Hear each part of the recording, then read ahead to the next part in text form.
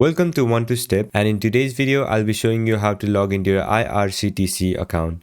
Before getting started, if you are new to the channel, please do subscribe and turn on the notification bell icon so that you get notified every time we upload new videos. Now let's get started. First of all, open your Google Chrome or any web browser. Then on the search bar type in IRCTC login. Once you press enter, you'll see these kind of results. From this, click on the first link.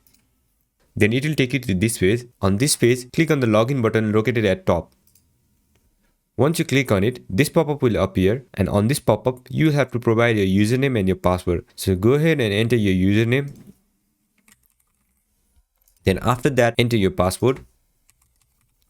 And in case if you don't remember your account details, you can click on this link to recover it. Now once you have entered your correct credentials, then you'll have to enter this captcha shown on the screen.